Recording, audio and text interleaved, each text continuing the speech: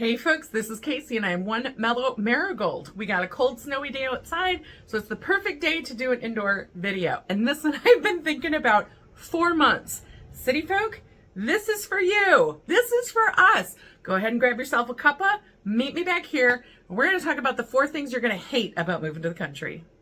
If you're anything like me, you're living in the city, you like the bustling life, you like having your friends close, you like having entertainment, you like having stores close by. All those things are fun things about the city, right? But, capitalism, am I right? It's kind of draining. It's super draining. And maybe you don't like the noise so much anymore. Maybe you want a little bit more quiet and you've started dreaming about buying that cute little farm in the country. Do your research, but I'm guessing your research is not going to tell you the 4 things I'm going to tell you today. I did it. I was in your shoes. I see you. I was ready to get out of this city and I came here and I bought myself a farm, but I was not prepared for these 4. Let's start with number 1. Bugs, bugs, bugs, or more like bugs, bugs, bugs, bugs. Bugs are gonna steal your soul when you move to the country. And listen, it's not like you don't have bugs in the city. I had bugs, you have bugs.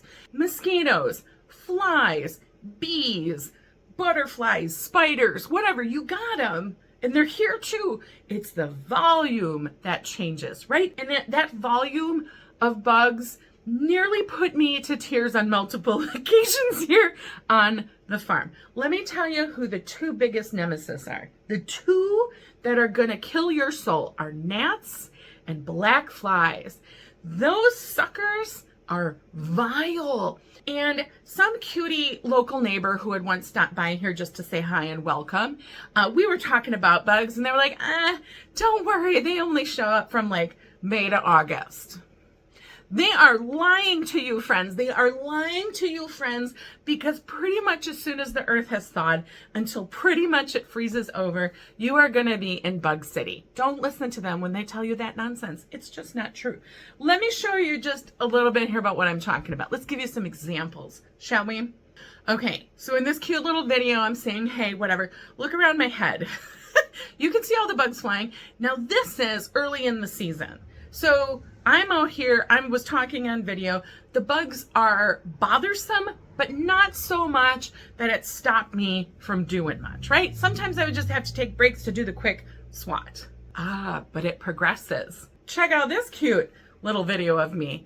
Yeah, now look at all the bugs surrounding me when I'm talking. It's getting worse. And now it's to the point where it's so irritating because the gnats especially, they feed off the carbon dioxide that's coming out of your mouth. So just being outside longer causes more gnats to be attracted to you and they want to fly in your mouth, up your nose, in your eyeballs, in your ears.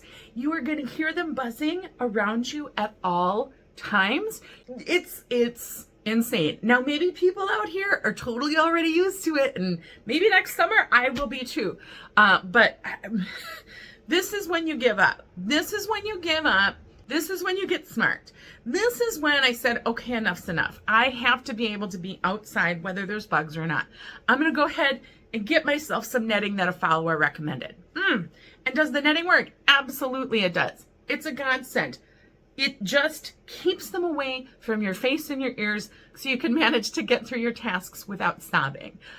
But there's a downside. This is why I stopped wearing it. The netting prevents airflow.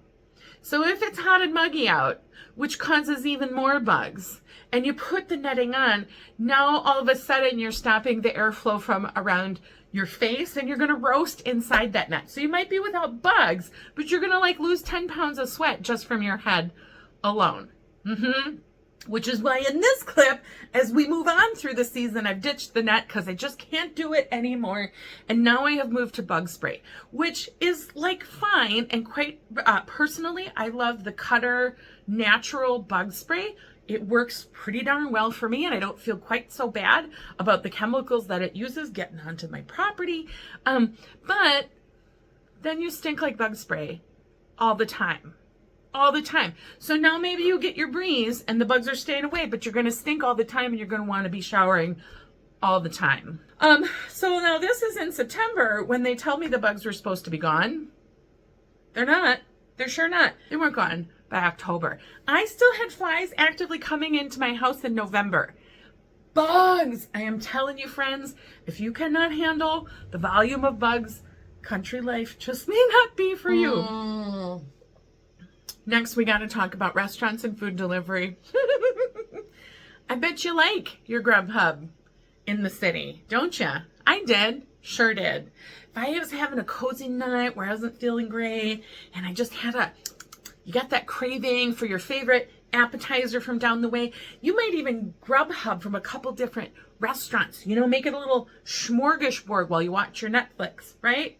Say goodbye, friends. It's never happening again. This is my Grubhub search page. Nothing. No one is coming here to deliver me food. Not a single soul. No one. I have to put clothes on and look like a normal human being and get all the food myself. This has been a hard one for me to get used to. Now, don't get me wrong. One of the things I am really, really interested and excited about is growing my own food, preserving my own food, canning, dehydrating, all that good stuff. I do. I love to do most of my cooking and eating in the house. But we all have those like shitty days when you've worked too long and the day's been whatever and you're stressed and you're crying or you don't feel good and you just need a good pizza, right? Or you just need to be able to just grab something and not have to cook. Get used to your local gas station because that's it, especially for late night. Okay, so let me give you some examples, right? I got two little diners in my cute town. Here are their hours. Okay, this guy is only like a lunch, and this one you can get dinner, but don't expect to be like sharing a bottle of wine, making it an evening where you can chat and take your time. No, because they close at 7. Yep, sure do. I even found one place, I gotta drive like 25 miles to get there, but they have great wings. Haha, I was excited. I found a great wing place. Hooray. They're only open till 7 or 8. Like, if you don't get your food by 7 or 8 at night on the weekends, you're shit out of luck. And then you got to go to the gas station. Now, I will say about gas stations, and I got to imagine this is probably true for lots of country areas. Your gas station is really going to be where it's at for your convenience food because they have sort of stepped up, right? Because they know there is a need. So my 7-Eleven, that's my place. They got a nacho bar, they got boneless wings, they got chicken sandwiches, they got cheeseburgers, if you get there before they run out. They got the hot dogs on the thing, right? You got options at the 7-Eleven when you just need to fill the void. There is even a gas station down the way a hot minute that serves a really great fried chicken, but they only make it on Fridays, and you got to get there before 7 because that's when they close. No one is coming to bring you food. You need to be prepared for this. You need to be prepared for limited options. You need to have all your favorite convenience foods in your freezer, in your refrigerator, because it's not going to be anything else for you. Number 3 is for my lead foot drivers. Yes, I bet you like your multiple lane busy roads, right? I bet you like your freeways with maybe 4, 5, 6 lanes. Woo! I bet you like to drive fast, maybe push the speed limit a little. Woo! Yeah, those days are over. Those days are over. Every road in the country is likely to be a 2-laner. That's it, 2-laners. 55 miles an hour is going to be the speed limit, but if I had to estimate, I would guess maybe 50% of the drivers I encounter actually go the speed limit. Yeah. It's gonna drive you insane. First and foremost, we gotta exempt the farmers. And this is something you gotta accept way before you even come out here. Farmers are busy. They got jobs to do. They're busy feeding the whole world. You're gonna get stuck behind their tractors and their big equipment and their whatever. And you're gonna suck it up with a smile, and you're gonna put your patient hat on, and you're gonna let it fly. You're not gonna mess with those farmers. You're not gonna be a jerk to the farmers. No, no, no. they always get a pass. You're going to drive slow behind them. There's going to be like a little trail that ends up backing up. And when there's a good time to pass, that farmer's probably going to be nice and they're going to move to the side just a little bit. That is your permission to... And when you're passing by them, you're going to give them a nice friendly wave to let them know you care about farmers, okay? So leave the farmers alone. The problem is, I hate to generationalize this. The problem is with the folks who might be a little older in nature. I'm sorry. They kind of look at these county, state, two-laners like city streets, right? So they just don't care what the speed limit is. If they're not in a hurry to go somewhere, they're not going to drive it. It's not out of the ordinary at all to be behind some person driving 35, 40 miles an hour on a little county road, just tootling along. They don't care if you're busy. They don't care if you got a place to be. It's just, you're not going to make them go faster. So you got to get real good at passing when it is safe to do so. And you got to get used to tacking on like 20 minutes to every drive that you take somewhere, because the chances are that high that you're going to get stuck for a while behind somebody super duper slow. Yeah. Good luck. Safe driving. Number 4, last but certainly not least, nothing is open when you would like it to be open. Yeah? Get used to it. Buckle up. It's just not. I bet you like running to the grocery store real quick to grab a bagel and a coffee before you head off to work. Yeah? Maybe you stop there on lunch to zoom the salad bar. Maybe you need to do a quick stop in the evening after you drop the kids off at soccer practice or what have you. Yeah? No, not anymore.